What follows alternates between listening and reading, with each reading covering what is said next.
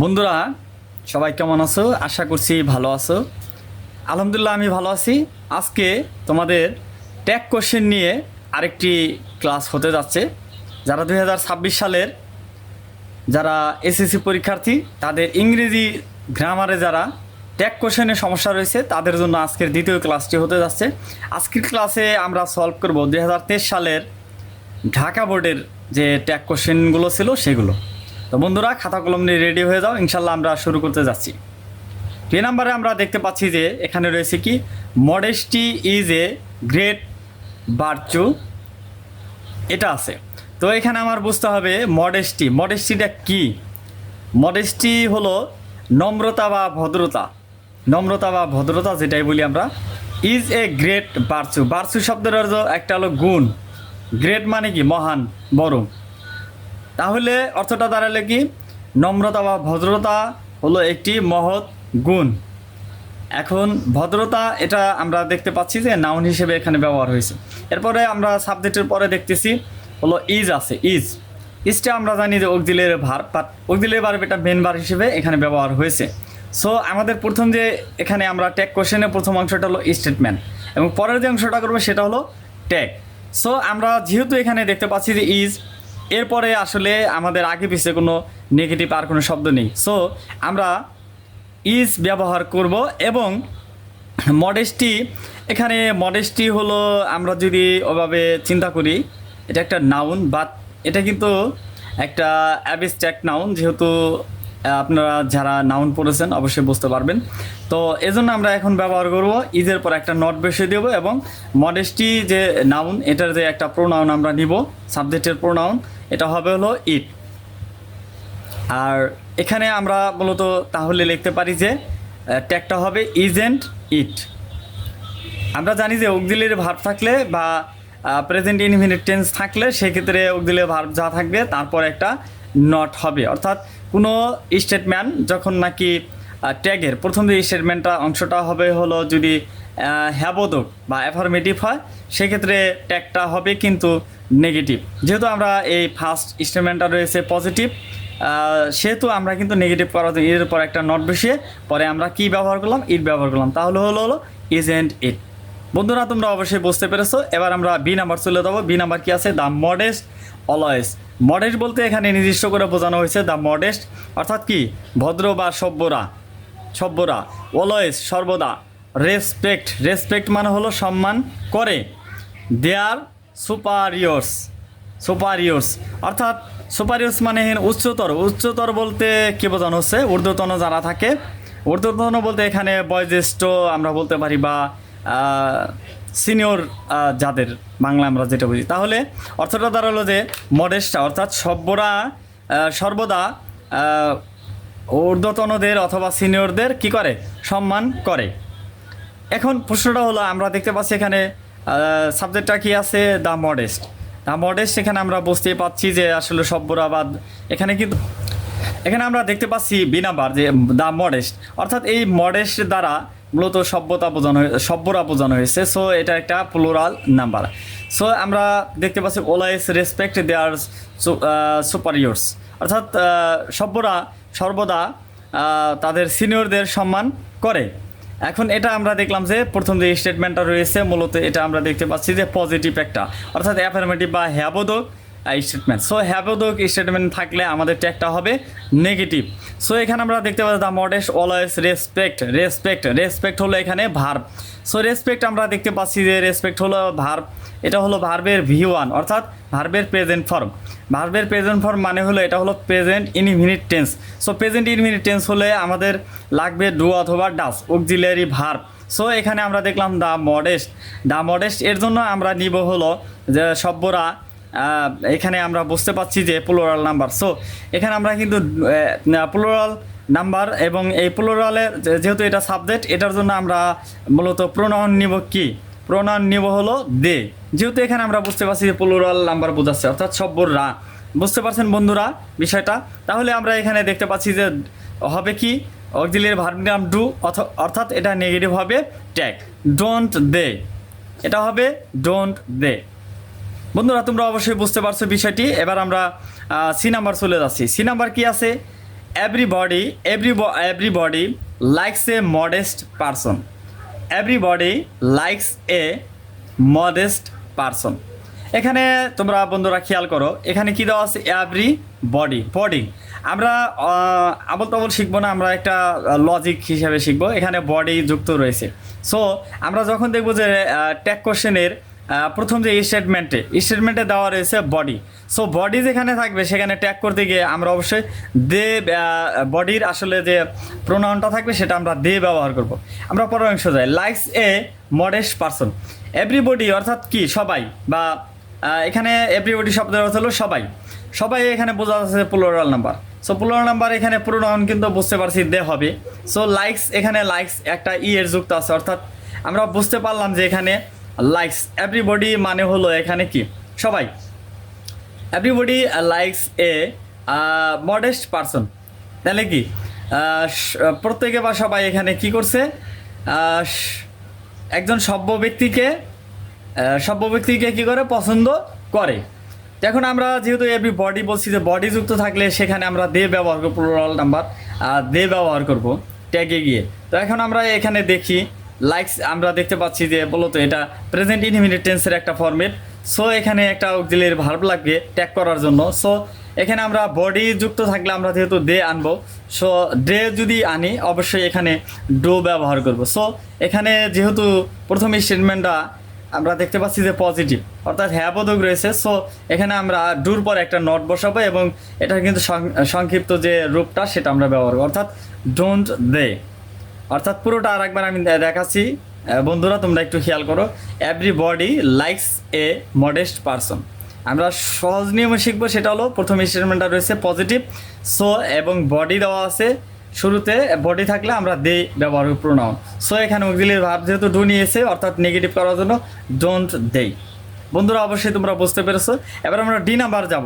D number লেখা রয়েছে a modest student hardly fails to reach his goal.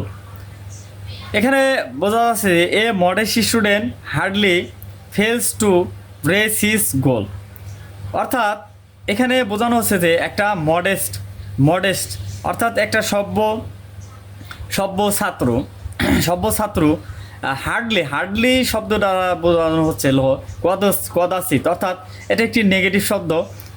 Fails to reach his goal, অর্থাৎ একটা modest student, সভ্য student কদাচিৎ কি করে না, তার যে ফেল মানে কি? ব্যর্থ হয় না।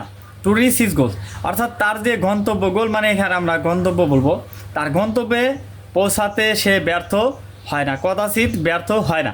সো এই হার্ডলি শব্দটা দ্বারা একটা ব্যতিক্রম নিয়ম, এই হার্ডলি দ্বারা কিন্তু নেগেটিভ শব্দ ব্যবহার করা হয়েছে।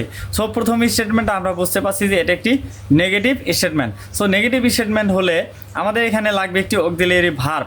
সো অক্সিলিয়ারি ভার্ব আমরা দেখতে পাচ্ছি কি হয়, যেহেতু ফেলস মানে ব্যর্থ হওয়া। আমরা পরে যে টু রিচ, এটা কিন্তু একটা ইনফিনিটিভ ভার্ব।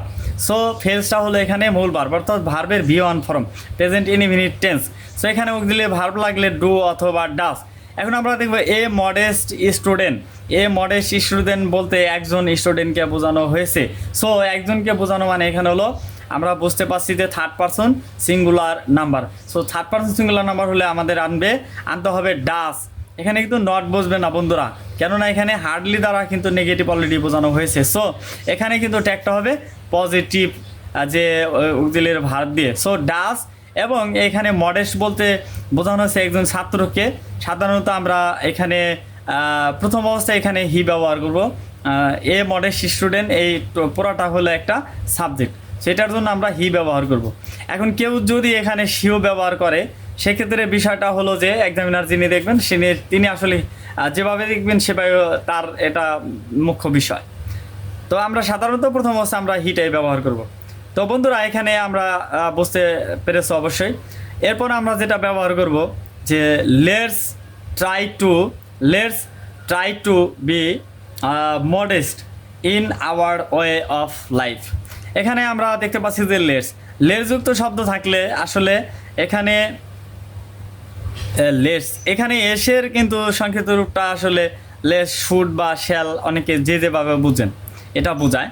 তো আমরা এই কারণে এই ট্যাগ করার সময় খুব সহজে লেটযুক্ত কোনো সেন্টেন্সের ট্যাগ থাকলে আমরা সহজে শ্যাল উই ব্যবহার করব। লেটস অথবা লেট আস এই শব্দটা থাকলে আমরা শ্যাল উই ব্যবহার করব। সো তাহলে আমরা এই স্টেটমেন্টটা আরেকবার পড়ি। Let's try to be modest in our way of life. আমরা ট্যাগটা করব কি? Shall we. তো এটা কিন্তু একটা ব্যতিক্রম নিয়ম রয়েছে। আর আমরা বুঝতে পারছি লেটস দ্বারা কিন্তু সাধারণত ইম্পারেটিভ সেন্টেন্সটা হয়। এটা কিন্তু বুঝতে হবে। লেটস দ্বারা বিভিন্নভাবে বোঝাতে পারে, অনেক সময় প্রস্তাব বোঝায়। এগুলো বুঝতে হবে, বুঝে বুঝে করতে হবে। তো আমরা এরপরে এই 1 নাম্বার যাব। অ্যাভয়েড দ্য ইমমডেস্ট কি কম্পেনিয়ন্স। ইমমডেস্ট মানে হলো অসভ্য বা অভদ্র। কম্পেনিয়ন্স মানে হলো এখানে সঙ্গী। তো অর্থাৎ অসভ্য বা অভদ্র যে সঙ্গী কি করতে হবে? অ্যাভয়েড মানে হলো ত্যাগ করতে হবে। তো আমরা দেখতে পাচ্ছি ইমমডেস্ট এটা একটা কি অ্যান্টোনিম মানে বিপরীত শব্দ। সো বোঝাই যাচ্ছে যে প্রথম যে আমার এখানে স্টেটমেন্টটা রয়েছে এটা কিন্তু একটা নেগেটিভ। সো ট্যাগ কিন্তু হবে কি? পজিটিভ। হ্যাঁ বন্ধুরা, তোমাদের যেটি বলছিলাম যে অ্যাভয়েড দ্য ইমমডেস্ট কম্পেনিয়ন্স, এখানে ইমমডেস্ট এটা হলো একটা অ্যান্টোনিম মানে হলো বিপরীত শব্দ। সো আমরা প্রথম যে স্টেটমেন্টটা বুঝতে পারছি এটা হলো একটা নেগেটিভ স্টেটমেন্ট। আর নেগেটিভ স্টেটমেন্ট হলে অবশ্যই ট্যাগটা হবে কি? পজিটিভ, অর্থাৎ হ্যাবোধক, অর্থাৎ অ্যাফার্মেটিভ। সো আমরা এখানে কিন্তু কি বসাবো? অ্যাভয়েড দ্য ইমমডেস্ট কম্পেনিয়ন্স অর্থাৎ এখানে বোঝানো হচ্ছে যে মানে অসভ্য বা অভদ্র যে সঙ্গী সেটাকে পরিত্যাগ করতে হবে, এমনটাই বোঝানো হচ্ছে। সো এখানে বোঝাই যাচ্ছে যে এটা ফিউচারকে ইন্ডিকেট করা হচ্ছে। তো এই ব্যাপারে কিন্তু এজন্য এখানে কিন্তু কি হবে যে আমরা বুঝতে পারছি যে অবশ্যই এখানে উইল ইউ হবে, উইল ইউ। সো এটা কিন্তু কিছু কিছু বিষয় আছে যে অনেক সময় অর্থ বুঝেও কিন্তু এই ট্যাগ করতে হয়। সো আমাদের বাংলা এবং ইংরেজি এবং অর্থের সাথে মিল রেখে কিন্তু ট্যাগগুলো করতে হয়। অনেক সময় দেখা যায় একভাবে যখন আপনি ফরম্যাটে তুমি পারবে না, তখন কিন্তু অর্থবোধকভাবেও খুব সহজে ট্যাগ কিন্তু করা যায়। সো আমরা জি নাম্বার চলে যাবো। এখানে কি রয়েছে? An ideal student is always modest